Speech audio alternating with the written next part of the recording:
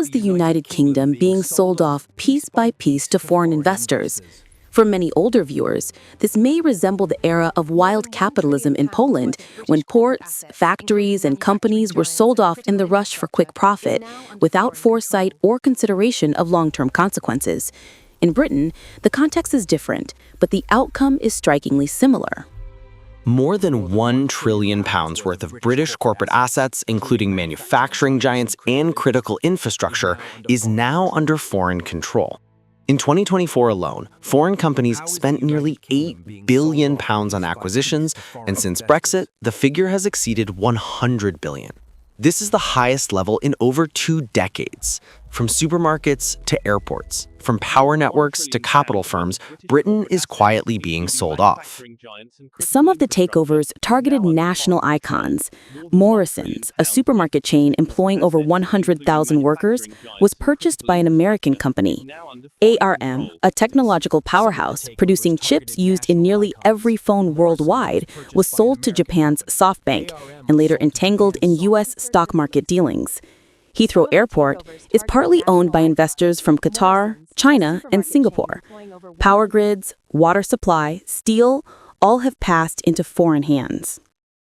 London's skyline today is dominated by Middle Eastern and Chinese investors.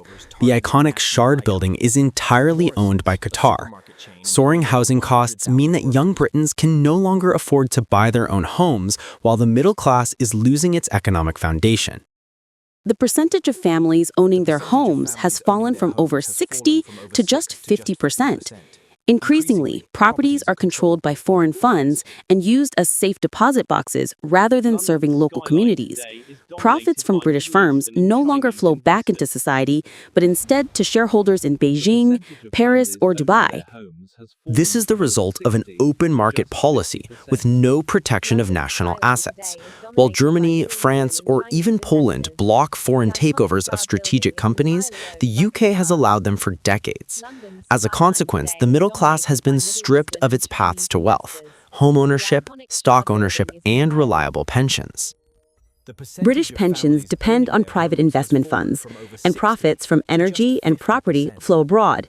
This vicious cycle leaves the country dependent on foreign decision-makers, while voters have less and less influence over their own economy. Who benefits the most?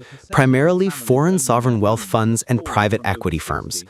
Britain is now attempting to regain some control, but to succeed, more than economic reform will be needed. There must also be strong political will.